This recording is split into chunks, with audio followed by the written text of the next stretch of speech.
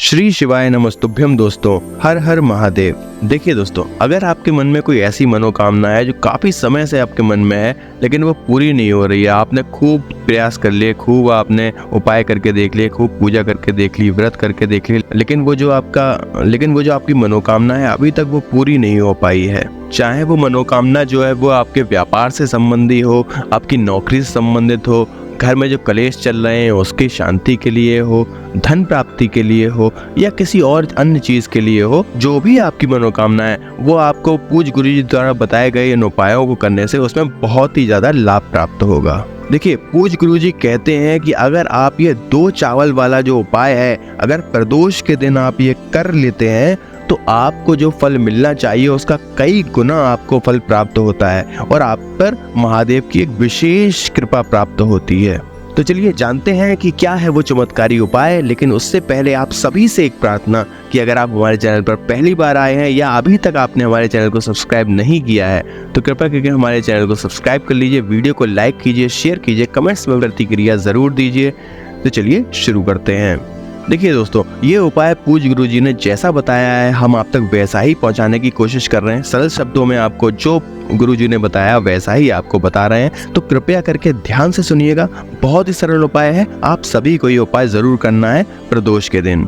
तो सबसे पहले आपको ले लेने हैं 2 चावल के दाने। 2 चावल के दाने आपको ले लेने हैं, लेकिन चावल के दाने लेते समय याद रखें कि चावल टूटा हुआ नहीं होना चाहिए, साबुत चावल होना चाहिए, खंडित बिल्कुल भी नहीं होना चाहिए। अब आपको ले लेना है 1 लोटा जल। एक बात का आपको ध्यान रखना है कि लोटा जो है वो तांबे का ही होना चाहिए, किसी और धातु का आप लोटा नहीं लेंगे। और आप जो पानी लेंगे वो आपके किचन से ही आना चाहिए, जैसे कि किचन में कोई बाल्टी रखी हो, कोई मटका रखा हो, किचन में कोई आरओ लगा हो, तो आप पानी जो है वो अपने किचन से ही लेंगे। अब तीसरी चीज जो आपको लेनी है वो है शहद। आपको बहुत थोड़ा सा शहद लेना है, आप 1 या आधा चम्मच शहद ले सकते हैं। और सबसे आखिरी में आपको ले लेना है 1 बेलपत्र। बेलपत्र लेते समय एक बात का ध्यान रखें कि उसकी पत्तियां जो है वो कटी फटी नहीं होनी चाहिए, यानी कि बेलपत्र जो है खंडित नहीं होनी चाहिए।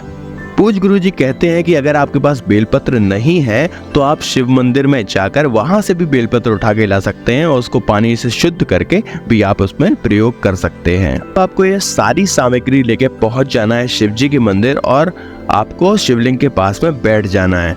देखिए दोस्तों, आपको एक बात का ध्यान रखना है कि जो जलाधारी होती है आपको उसके सामने नहीं बैठना है, आपको किनारे या साइड में बैठना है, क्योंकि पूज्य गुरु जी ने अपनी कथा में बताया है कि आपको जलाधारी के सामने बैठकर शिवलिंग पर कभी भी जल समर्पित नहीं करना चाहिए। ये एक बात का आपको बहुत ही ज्यादा ध्यान रखना चाहिए। अब देखिए दोस्तों, आपको क्या करना है, आप जो लोटे में जल लेकर गए हो सबसे पहले उस लोटे में से थोड़ा सा जल आपको शिवलिंग पर, जहाँ पर गणेश जी का स्थान है, वहाँ आपको अर्पित कर देना है। अब आपको क्या करना है, आपको थोड़ा सा जल जहाँ पर कार्तिकेय जी का स्थान होता है शिवलिंग पर, वहाँ आपको समर्पित कर देना है। और अब आपको थोड़ा सा जल माता पार्वती का जो हस्त कमल है वहाँ पर समर्पित कर देना है। और आपको थोड़ा सा जल और आपको माता अशोक सुंदरी का जो स्थान है वहाँ पर समर्पित कर देना है। और अब जो आपके पात्र में जो जल बचा हुआ है उसको आपको शिवलिंग के ऊपर समर्पित कर देना है। और शिवलिंग पे जो जल है वो आपको बहुत ही धीरे धीरे समर्पित करना है, ताकि कम से कम 11 बार आप श्री शिवाय नमस्तुभ्यम मंत्र का जाप कर सकें।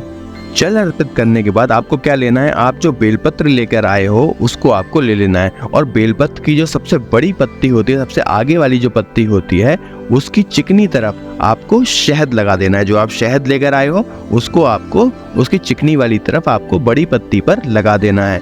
और शहद लगाने के लिए आपको अपनी अनामिका उंगली का प्रयोग करना है। सीधे हाथ की अनामिका उंगली से आपको शहद लगाना है। अब शहद लगाने के बाद आप 2 चावल के दाने लेकर आए हो, वो 2 चावल के दाने आपको इसी पत्ती पर, शहद पर चिपका देने हैं।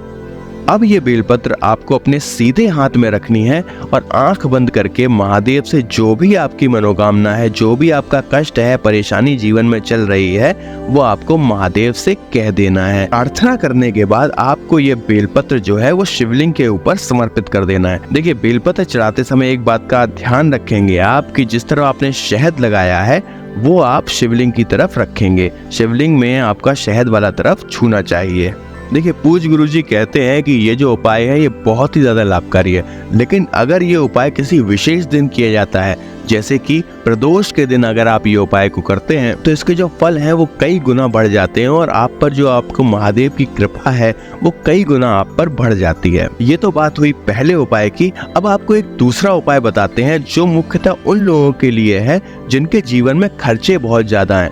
उतना धन आपके पास है नहीं जितने आपके पास खर्चे हैं। धन के सारे स्रोत बंद हो गए हैं लेकिन खर्चा आपके बढ़ते ही जा रहे हैं। तो ऐसे लोगों के लिए पूज्य गुरुजी ने प्रदोष के दिन किया जाने वाला एक बहुत ही सुंदर उपाय बताया है। तो बहुत ध्यान से सुनिएगा, बहुत सरल उपाय है, बहुत सरल शब्दों में आप तक ये उपाय पहुंचाने की कोशिश कर रहे हैं। तो चलिए बताते हैं। देखिए दोस्तों, इस उपाय के लिए सबसे पहले आपको एक दीपक ले लेना है। दीपक आप बाजार से भी ला सकते हैं, जो मिट्टी वाला दीपक बाजार में मिलता है वो भी आप ला सकते हैं, या तो आप अपने घर में भी आटे से दीपक बना सकते हैं। पर एक बात का याद रहे कि आपका जो आटा है वो ताजी गुदा हुआ होना चाहिए। ऐसा नहीं है कि खाने में आटा बच गया उसको आप फिर से उसमें से आप दिया बना लें, ऐसा नहीं होना चाहिए। वो ताजा गुदा हुआ आटा होना चाहिए। इस दीपक में आपको घी का प्रयोग करना है, वो भी गाय के घी का आप इसमें प्रयोग करेंगे। इसमें भैंस का घी या डालडा वनस्पति नहीं डालना है आपको सिर्फ इसमें गाय के घी का ही प्रयोग करना है और आपको इसमें लंबी बत्ती का प्रयोग करना है। अब आपको थोड़ा सा 1 कप बराबर लगभग आपको कच्चा दूध ले लेना है। अब दूध जो है ये भी गाय का ही होना चाहिए। अगर आपके पास किसी भी तरीके से अगर गाय का दूध उपलब्ध नहीं है तो आप भैंस के दूध का भी इस्तेमाल कर सकते हैं, लेकिन जो सबसे अधिक फल देने वाला है वो है गाय का दूध। अब आपको एक छोटा सा गुड़ का टुकड़ा ले लेना है। अगर आपके पास गुड़ का टुकड़ा नहीं है तो आपको थोड़ी चीनी रख सकते हैं आप गुड़ की जगह, या आपके पास चीनी भी नहीं है तो आप मिश्री की डेली रख सकते हैं। मिश्री की डेली आपको बाजार में आसानी से मिल जाएगी। आप या तो मिश्री रख सकते हैं या चीनी रख सकते हैं या गुड़ का प्रयोग कर सकते हैं। अब आपको ये सारी सामग्री लेके पहुंच जाना है पीपल के पेड़ के नीचे। देखिए वह दोस्तों, गुरुजी कहते हैं कि ये उपाय आपको सिर्फ शनिवार के दिन करना है। तो चूंकि 1 तारीख को प्रदोष पड़ रहा है और प्रदोष इस बार शनिवार के दिन ही पड़ रहा है, तो आपको ये उपाय प्रदोष के दिन बहुत ही ज्यादा महत्वपूर्ण हो जाता है। आपको बिल्कुल भी नहीं चूकना है और आपको ये उपाय गुरुजी द्वारा बताया गया बिल्कुल सही तरीके से प्रदोष के दिन करना है। अब सबसे पहले जो आप दूध लेकर आए हैं, कच्चा दूध लेकर आए हैं, उसको आपको पीपल को समर्पित कर देना है। आपको पीपल पे समर्पित कर देना है वो कच्चा दूध, और आपको ओम नमो भगवते वासुदेवाय किसका जाप करना है? ओम नमो भगवते वासुदेवाय का आपको साथ ही साथ जाप करना है। अब जो आप दीपक लेकर गए हो वो दीपक भी आप पीपल के पेड़ के पास प्रज्वलित कर दोगे, और साथ ही साथ जो आप पहले मंत्र बोल रहे थे ओम नमो भगवते वासुदेवाय, उसका आप उच्चारण करते रहेंगे। अब जो आप गुड़, चीनी या फिर मिश्री जो कुछ भी आप लेकर गए हो वो आपको वहीं पीपल की जड़ पर समर्पित कर देना है। पीपल की जड़ पर आप भोग स्वरूप इसको समर्पित कर देंगे। अब आपको पीपल के पेड़ की परिक्रमा कर लेने हैं। कम से कम 7 बार तो आपको परिक्रमा करना ही है। और परिक्रमा लगाते समय आपके जीवन में जो भी धन संबंधी परेशानियां चल रही हैं, जो भी दिक्कतें हैं, जो भी आप परेशानी का कठिनाई का सामना कर रहे हैं, वो आपको हाथ जोड़कर प्रार्थना करनी है कि हे प्रभु, इन परेशानियों से मुझको छुटकारा मिले, और फिर आपको अपने घर चले जाना है। दोस्तों, पूज्य गुरुजी कहते हैं कि ऐसा आप 2 या 3 प्रदोष तक करेंगे और आपको इसमें आपको फल दिखना शुरू हो जाएगा। ये बहुत ही चमत्कारी उपाय है, इसको आप जरूर करें। तो ये था पूज्य गुरुजी द्वारा बताया गया एक बहुत ही सुंदर सा उपाय। अगर आपको ये वीडियो अच्छी लगी हो और ये उपाय पसंद आया हो तो आप वीडियो को लाइक कीजिए, कमेंट कीजिए और हमारे चैनल को सब्सक्राइब कीजिए। मिलते हैं अगली वीडियो के साथ, तब तक के लिए श्री शिवाय नमस्तुभ्यम। हर हर महादेव।